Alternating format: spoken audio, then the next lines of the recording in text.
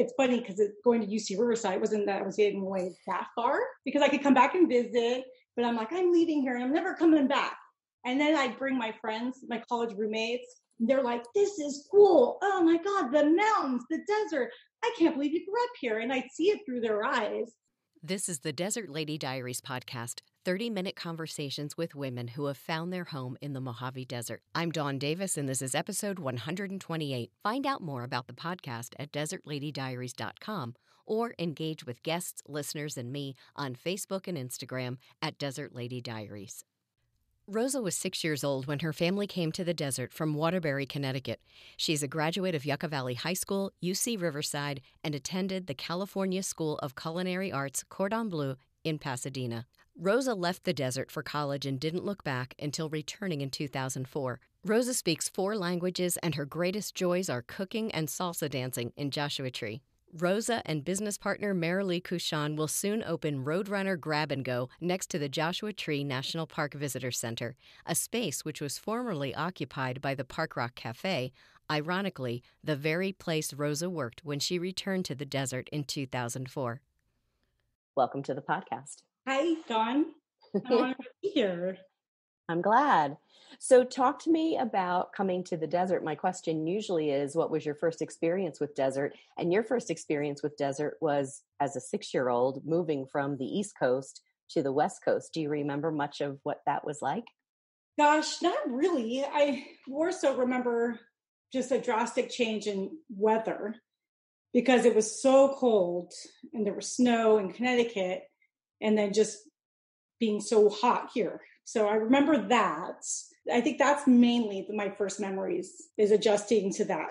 And where are you in the birth order? Because you have a couple of siblings. I'm the firstborn of 4.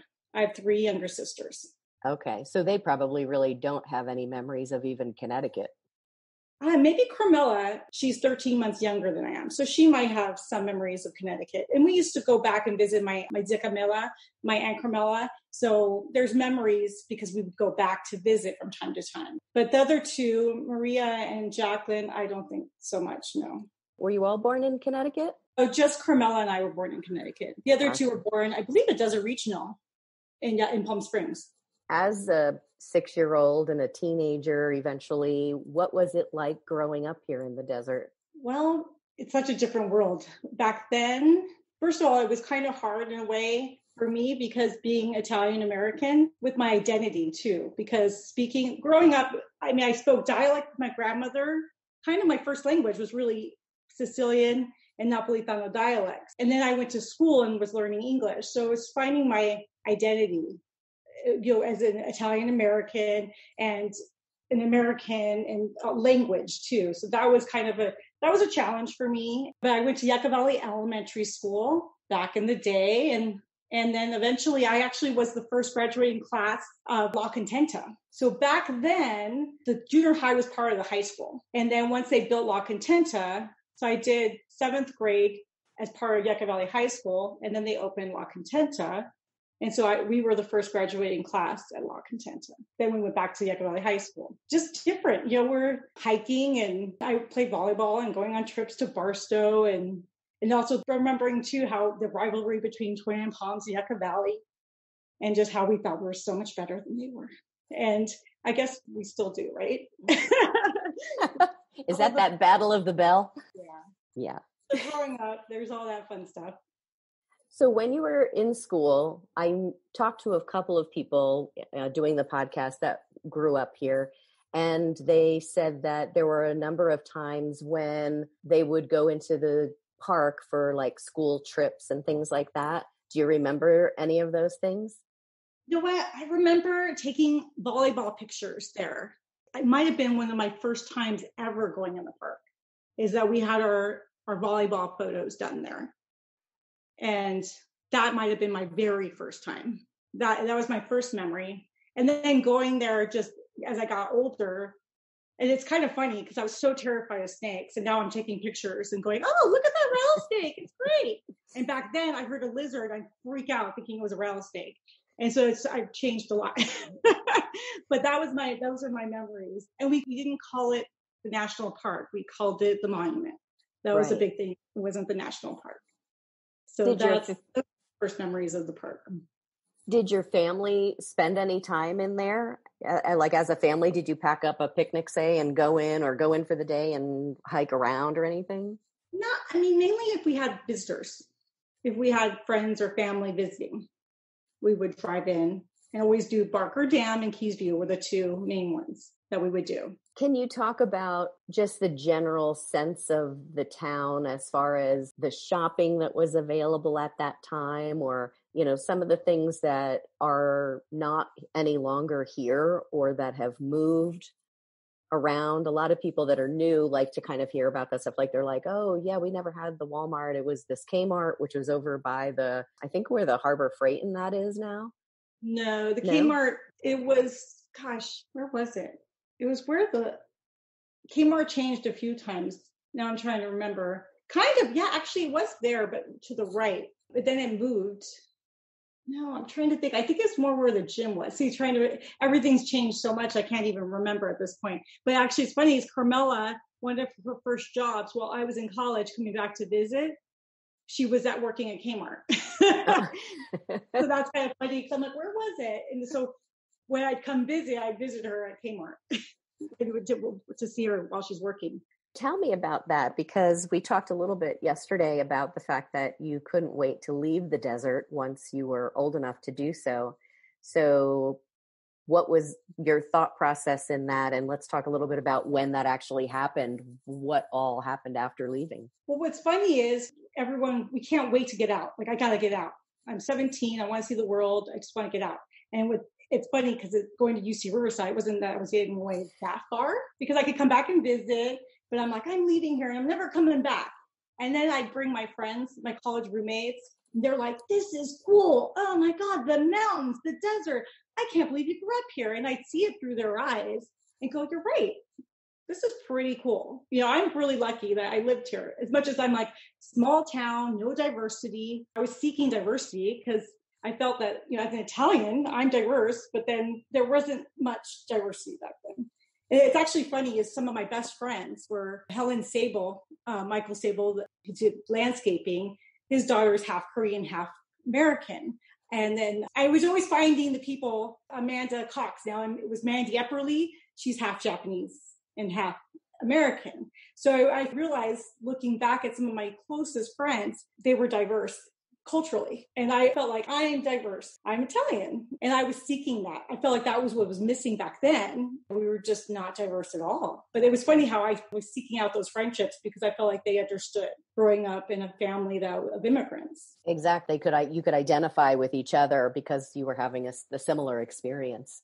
What is it that you were studying at UC Riverside when you went? Italian, French, and Spanish. Wow. And have you been to all those places? I did. I did my first study abroad was in Italy. It was in Padova.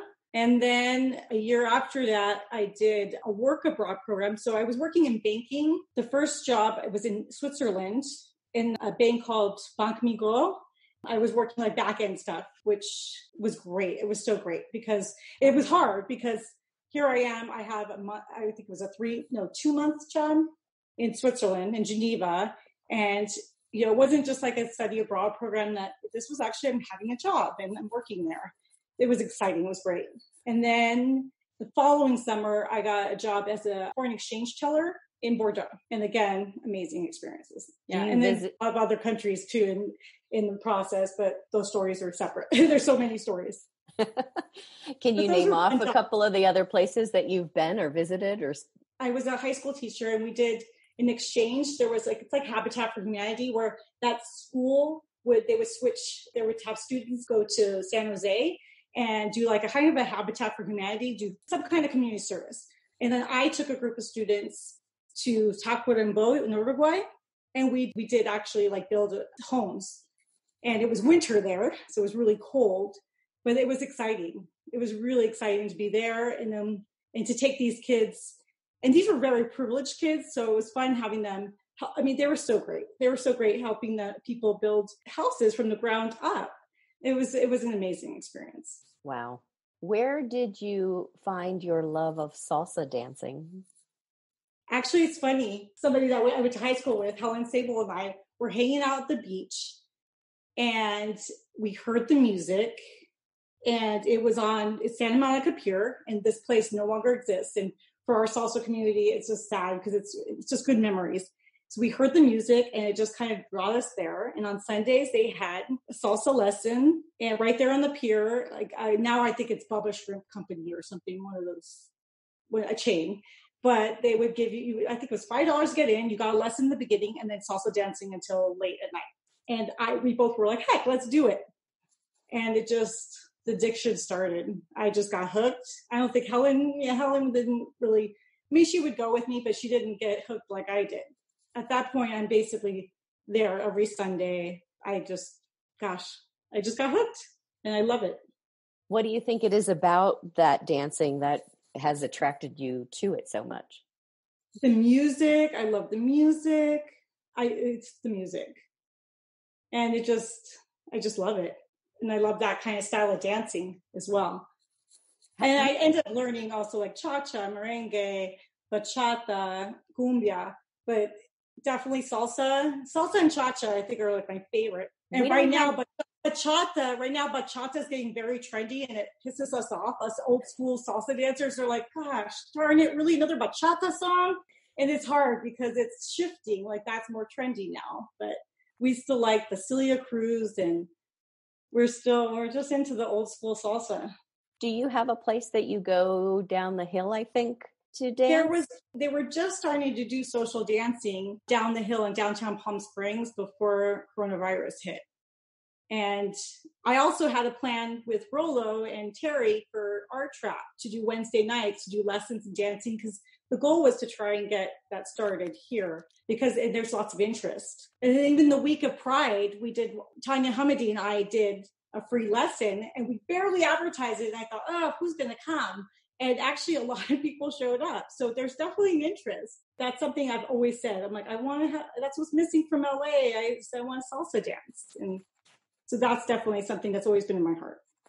Do you find that a lot of men participate in that, or is it mostly women that are interested? Oh, there's both. Yeah, definitely. So after your travels and you come back, and I think you told me you settled in Culver City for a while. I was in Culver City while I was going to culinary school in Pasadena. Right. So what was it that spurred you to go to the culinary school? I needed a change. I was breaking up with somebody in Northern California, and I needed a change. And people said, you know what? You always love cooking. And my students were like, Ms. Ficara, you should go to culinary school. And I'm like, you know what? That's my next career. I'm going to culinary school, which is so crazy and I did it on student loans, which again is crazy. Like, let me get in debt and let me go to culinary school. Yeah, that sounds great. So that's what kind of sparked me to move to Culver City and to go to school in Pasadena, which I have really great memories going to school there. It's a little long of a commute from Culver City to Pasadena, though. It is. Yeah. And I don't miss the traffic and having to, gosh, it's funny. People laugh at me today. I live in Josh Tree and I have to go to Yucca Valley, and they tease me because I'm like, the traffic. But back then in LA, it was really traffic. This is nothing compared to there. Right. How long was the culinary school? That's a loaded question because so I technically never graduated. A week before my baking final, I got in a serious car accident and I broke my right hand. I guess it's called the navicular bone. It's basically the bone so you can use your thumb. So I had to stop and start a lot. So I never officially graduated. I went pretty far, but I had to keep going back, and I was having medical issues. But what happened was I was trying to continue on doing just like the academic courses. And I thought, I can do it left-handed. And it wasn't, I was developing carpal tunnel in the left. There was no way I could do it. So it was kind of made it hard for me. I kept wanting to go back and finish, and I'd have to say, no, I can't physically do it. And it made it difficult. So I never officially graduated, which was sad for me, but then I kept going back, and I went as far as international cuisine class, and I loved doing the pastry class. I ended up doing the baking final with one arm, left-handed, and that was a challenge and a cast, but I was like, I could do this. I got this. and I did it and I did great. It was a struggle, but that's what happened. Usually I think it's like a 15-month program. I mean, for me, I felt like I was on the extended course. 5-year plan. Yeah, exactly. I had 5-year plan for my undergrad and culinary school. I had challenges, but I'm still grateful to have gone and got as far as I did. What? I learned so much. Yeah, for sure. You said you enjoyed the baking part. Was there a particular cuisine or genre, I guess you would call it, of food that really you gravitate to? Well, I love Italian, but I just love international. Like my travels, I just having memories of what I've eaten traveling. A lot of times I'm like, okay, I gotta recreate that what I had there, in Uruguay when that grandmother made me this. I'm just constantly trying to recreate memories of, like, I have all these memories of this delicious food, and so it's basically I was always just into just international cuisine. And I mean, Italian people always, it's funny. People ask me, "Did you learn how to cook from your mom and your grandmother?" And I said, "No, they taught me how to eat." Because I never cooked with them because they were so like picky about their kitchen, but they taught me how to eat. I know what I like, and it's a different cuisine. It just they both are such great cooks. And Italian it's really, the meals are events. Exactly. Because can you walk us through a typical Italian meal from, say, start to finish? Well, it depends. Like here we're working and we're doing different things. So it's a little different when we were eating like that all the time. But typically, you have your antipasto, and that could be, you could have cheese and salamis and olives and different things like that. And we have primo, like you have pasta, and you have so many different courses. We didn't eat like that all the time. So on the holidays and, when we had family visiting from Italy, we would, but on a normal work day, we'd probably just eat pasta, or we'd eat the meat and salad. The thing that my growing up here though too, I remember we'd have pasta fagioli and people were like, "What is this?" It's a bean. They're just, we're used to like, I mean, we ate artichokes, like we each have an artichoke, and people were like, "That's what you ate?" Like, yeah, we each had a whole artichoke. And it was really exciting. And we're fighting over the Parmesan cheese bits. But it was just a different, having friends visit, they're just like, huh? Like things that they, at their house. And then I was intrigued. I remember across the street having a grilled cheese that was made with Velveeta. And I was like, what is this Velveeta? Super gooey. And it was funny though. It's just, and if you had that Kraft cheese in the green, the shaker Kraft cheese, and not a fresh block of Parmesan cheese that you grated, I don't know. Yeah. I remember working with a woman when I worked at a bank in Jersey, and she was from an Irish family. And she said, yeah, my mother tried to tell us we were having spaghetti. She would make macaroni and cheese and pour tomato sauce on it. It's so wrong in so many ways. When you return to the desert, you pretty much take a daily walk every day with your animals. Tell me what it is about the desert now that you appreciate so much more than, say, when you were growing up here. Well, after living in cities, like I was drawn to cities because I didn't have what they have in big cities. The nature and just having this contact with just nature, it's so grounding, where it's right here. It's just right here. It's so close. And the sunsets and the sunrises, which I don't think I remember appreciating them. Like, I don't think I've taken, gosh knows, I've taken more pictures coming back, maybe too many pictures of flowers and sunsets and sunrises. And people go, hey, that you did that again. And it's like, it was different. It wasn't, and I don't remember in high school being that excited about the sunsets and the sunrises. And the flowers, I don't think I ever really noticed the flowers, to be honest with you. And noticing that, it's just a huge difference. And now I'm even actually learning the names of these flowers. Like, I don't think I'm lucky. I think I knew what a josh tree was, what a yucca was, maybe the creosote. And, I didn't know much. But now to actually stop and actually see the flowers and know what they are is fun. I mean, look, I don't even remember, but maybe because I wasn't even that interested. I was looking out for snakes too. I wasn't interested in looking at the flowers. I was very concerned about stepping on a snake. Right, exactly. So what was it in 2004 that brought you back to the desert? I was having a hard time. Like, I just wasn't finding work. My grandmother was getting older. So even though my parents lived basically across the street and a few houses down, it was time for my grandmother to have somebody stay with her. And I was in a funk. Like, I couldn't find work, and I thought, okay, it was a good time to come back. So I thought, oh, I can stay at my grandmother's. I can kind of keep an eye on her, and she's getting older. My grandmother is really special to me, so I thought just to spend her last years together, so just to be closer to her and my family. But it was based on necessity too, because I just was financially just not getting where I should be going, and I thought, well, maybe it's time for me to come back, live with my grandmother, and then let's see where my life takes me. And it took you to the Park Rock Cafe.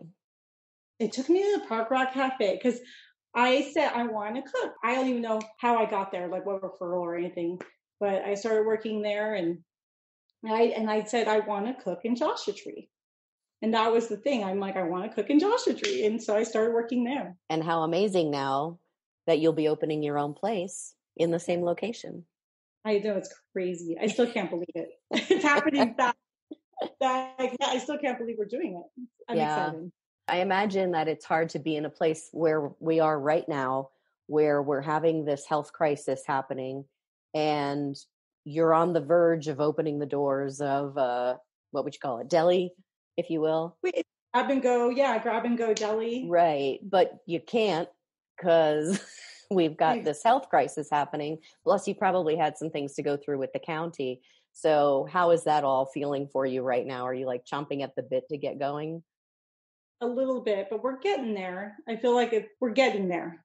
Well, sometimes I think too, these situations, I mean, this is pretty drastic, but the universe has essentially given everybody kind of a time to pause and think and plan, and maybe look at going towards something new.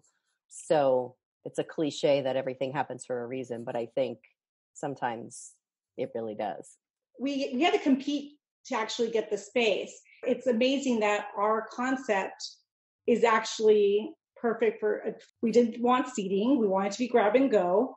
And so it kind of works, but it's still frustrating. I feel bad because it's hard, especially for a lot of these restaurants to have to go to go only. But our concept was kind of like that already. So right, we competed against 12 other applicants, and it was great that they liked our concept, and it works with our times. Do you know, or can you say how many of those other 11 applicants were from the local area? I think 3 or 4. I mean, off the top of my head, I think 3 or 4 were competing. Interesting. So are you all like working on menus and process and operations and all that stuff? We're in the process of just getting the space ready, and with the health department. Nice. I can't wait. I know, we can't wait either. Well, believe it or not, we're coming to the end. So I want to thank you for being here today. But before we go, I have this little thing we do with a jar of chips. I'm going to pick 2 chips, which are going to be numbered questions. And I'm going to read those questions, and the answers to your questions go into an episode called Diary Unlocked. And that is exclusive content available only to Patreon supporters of the podcast. So I'm going to go ahead and read those questions, and then we'll come back on the other side and answer them. And if you're listening and you would like to hear Rosa's answers to these questions, please go out to desertladydiaries.com, click on the support page, and sign up to be a patron. Ooh, number 1. Ooh. You find a lottery ticket that ends up winning $10 million. What would you do? How do you define success? What's one of the scariest things you've ever done? That's a good one. And what is something that was better back then than it is now? So again, if you're listening and you want to hear Rosa's answers to those questions, go out to desertladydiaries.com, click on the support option, and sign up to be a patron of the podcast.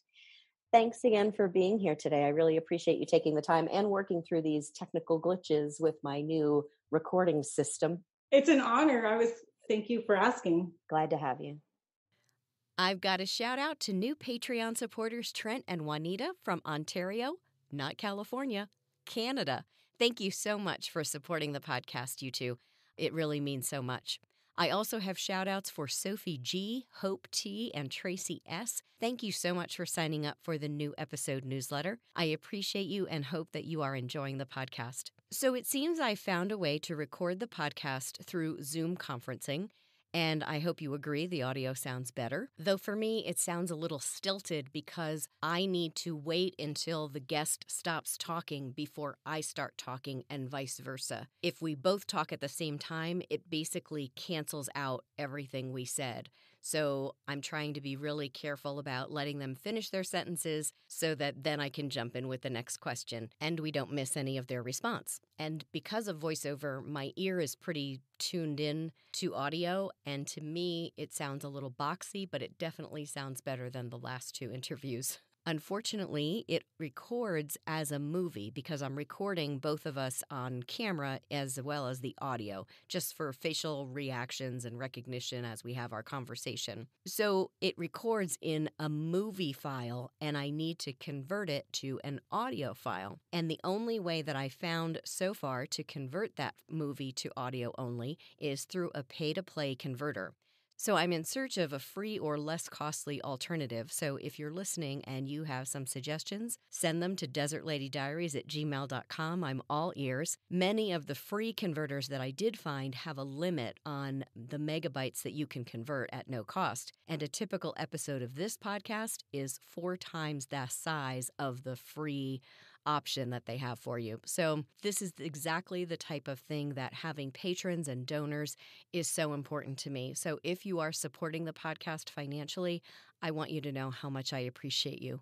And I have some exciting news to share. Desert Lady Diaries has been asked to become a part of Women Investing in Women and their State of Women radio network. I can't really say much more than that until their app is complete, but you can check out their website and see the work they do at thestateofwomen.com. If you're finding value in this podcast, I hope you'll sign up to get every new episode in your email box, just like Sophie, Hope, and Tracy did. It's easy to do. Just go to desertladydiaries.com, click on the weekly newsletter button to sign up, and you'll never miss an episode. Soul Connection, the little art and gift shop that I own and operate in downtown Joshua Tree, is online, and items are available for curbside pickup, local delivery, or shipping. I hope you'll check it out and support local business at soulconnectionjt.square.shop. I hope you continue to remain healthy and happy during these uncertain and challenging times, and we can only hope that we all come out stronger and more focused on love and compassion. Until next time, thanks so much for listening.